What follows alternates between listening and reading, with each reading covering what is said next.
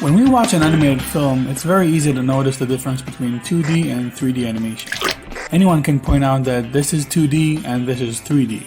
But what is the core differences between the two, other than the visual result? What does it mean to make a 2D animation as opposed to making a 3D one?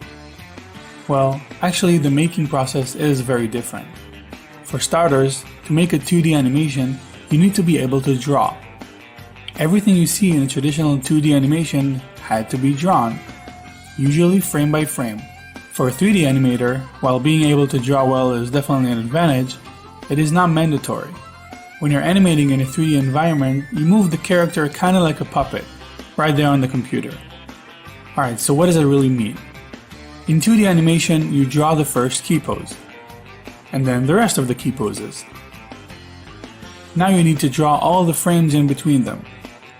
Notice when the guy's arm is covered by its body, it's actually gone.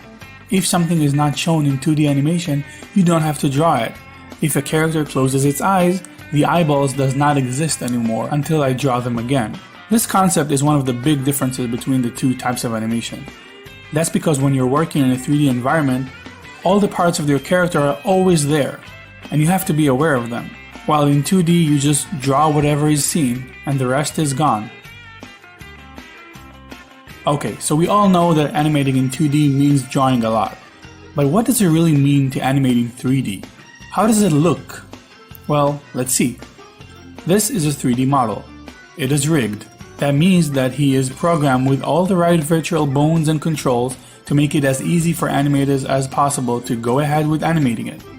Now, this rig might not be as complex as what the big studios like Pixar and Disney use, but it is made with the same principle and concepts, and the animation methods are kind of similar in all places. So as you can see, this model has controls in every key position in the body. I can grab one of the controls and move it around, but that only explains how we can move the model, not animate it. Here it gets a little bit more complex. Watch this window here. It's called a graph editor. 3D animation is all about graphs and curves. I know math and formulas don't belong in an artistic thing like animation, but here it is. Now this might seem a little overwhelming, but most of these controls has 6 different curves you need to manage, all at once. There's the translate curves, X, Y, and Z for up, down, left, right, closer and far away, and 3 curves for rotation, X, Y, and Z, also for the 3 axes of rotation. And mind you, this is just for controlling one hand. We have these curves for both hands, 2 legs, knees, elbows, neck, back, pelvis, hips, and each part of each finger. That's a lot of curves. Some of the controllers have even more than 6 curves. So yeah, an animator spends a lot of his time looking at these graphs and curves. So now we know about the curves, but we still didn't cover the animation process. So let's say this character wants to raise his hand. We'll go for the first frame in the timeline and make a keyframe.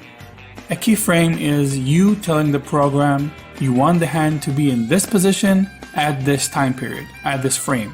Now we'll go 10 frames ahead in the timeline and move the hand up. Make another keyframe.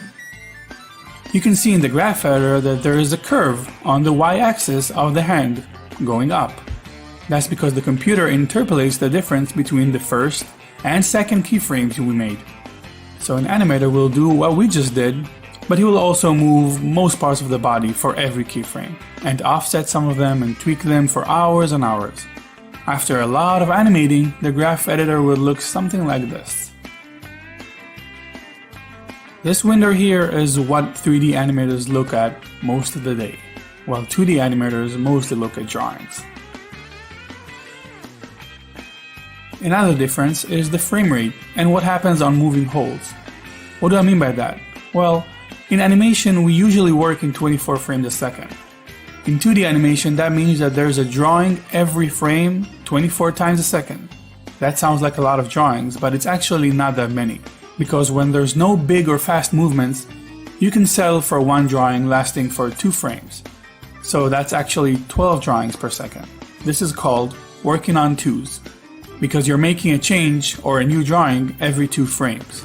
When the movement is very still, you might even work on 3s and 4s, making a new drawing every 3 or 4 frames. You see that a lot in Japanese animation and stop motion. sometimes they would hold the same drawing for many frames. In 3D though, it doesn't really work that way. When a 3D character doesn't move at all, even for one frame, it seems kinda wrong. It seems dead. Look at this example. The ball settles after a jump, and if we completely stop its motion, it seems like a mistake.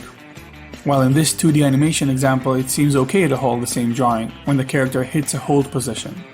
This makes it a challenge to do what is called a moving hold in 3D animation.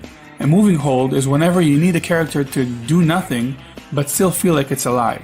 While in 2D and stop motion you can settle for a new drawing every 3 to 5 frames, or even not have a new drawing at all for a few seconds, in 3D we always gotta keep the character moving, even a little bit, and that's not easy. Well, that's it for now. There's of course a lot more differences between the two kinds of animation, but I hope this short overview gave you a basic understanding of what it means to animate in 3D as opposed to animating 2D.